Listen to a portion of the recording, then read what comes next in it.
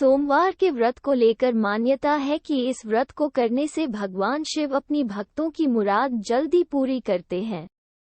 सोमवार का दिन भगवान शिव को समर्पित है, इसलिए इस दिन भगवान शिव की पूजा और व्रत करने का महत्व और ज्यादा बढ़ जाता है। यदि आप सोमवार के व्रत करते हैं तो आपको सोमवार व्रत कथा पढ़ना बेहद जरूरी है, क्योंकि इसके बिना आपका व्रत अधूरा माना जाता है। आइए जानते हैं सोमवार व्रत कथा। देवों के देव महादेव बहुत ही भोले माने जाते हैं, इसलिए उनका एक नाम भोलेनाथ भी है। पौराणिक मान्यता अनुसार भगवान शंकर को प्रसन्न करने के लिए किसी भी तरह के खास विशेष पूजन की आवश्यकता नहीं होती, क्योंकि कहा जाता है कि वह तो भोले हैं और भक्त की मन से की गई क्षणिक मात्र की भक्ति से ही वो प्रसन्न हो जाते हैं। अगर आप भी शिव की भक्ति और कृपा पाने के लिए सावन के सोमवार का व्रत करते हैं तो इस कथा से भोलेनाथ को प्रसन्न कर सकते हैं। एक बार किसी एक नगर में एक साहूकार था। उसके घर में धन की कोई कमी नहीं थी, लेकिन कोई संतान न होने के कारण वो बहुत दुखी था। संतान प्राप्ति के लिए वो हर सोमवार को व्रत रखता था और पूरी श्रद्धा के साथ शिव मंदिर जाकर भगवान शिव और माता पार्वती की पूजा करता था। उसकी भक्ति देखकर एक दिन मां पार्वती प्रसन्न होकर भगवान शिव से साहूकार की मनोकामना पूर्ण करने का निवेदन किया। पार्वती जी के आग्रह पर भगवान शिव ने कहा कि हे पार्वती, इस संसार में हर प्राणी को उसके कर्मों का फल मिलता है और जिसके भाग्य में जो हो उसे भोगना ही पड़ता है। लेकिन पार्वती जी ने साहूकार की भक्ति देखकर उसकी मनोकामना पूर्ण करने की इच्छा व्यक्त की। माता पार्वती के आग्रह पर शिव जी ने साहूकार को पुत्र प्राप्ति का वरदान तो दिया, लेकिन उन्होंने बताया कि यह बालक 12 वर्ष तक ही जीवित रहेगा।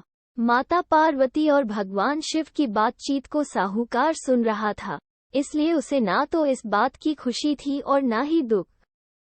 वो पहले की भांति शिवजी की पूजा करता रहा।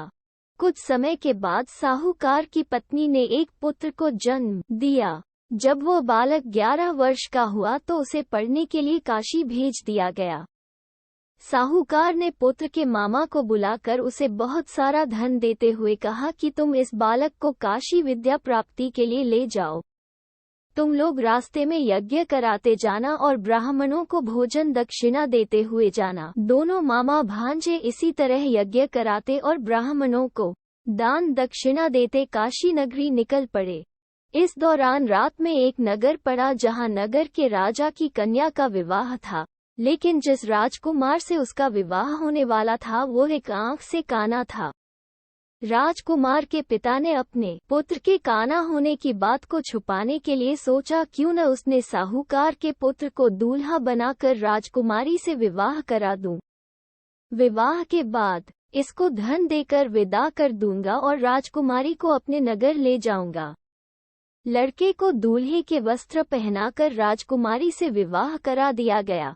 साहूकार का पुत्र ईमानदार था, उसे यह बात सही नहीं लगी, इसलिए उसने अवसर पाकर राजकुमारी के दुपट्टे पर लिखा कि तुम्हारा विवाह तो मेरे साथ हुआ है, लेकिन जिस राजकुमार के संग तुम्हें भेजा जाएगा वो एक आंख से काना है। मैं तो काशी पढ़ने जा रहा हूँ। जब राजकुमारी ने चुन्नी पर लिखी बातें पढ़ी तो उसने अपने माता पिता को ये बात बताई। राजा ने अपनी पुत्री को विदा नहीं किया, फिर बारात वापस चली गई। दूसरी ओर साहूकार का लड़का और उसका मामा काशी पहुंचे और वहां जाकर उन्होंने यज्ञ किया। जिस दिन लड़का 12 साल का हुआ उस दिन भी यज्ञ का आयोजन था। लड़के ने अपने मामा से कहा कि मेरी तबीयत कुछ ठीक नहीं है। मामा ने कहा कि तुम अंदर जाकर आराम कर लो। शिवजी के वरदानुसार कुछ ही देर में उस बालक के प्राण निकल गए। मृत भांजे को देख उसके मामा ने विलाप करना शुरू किया।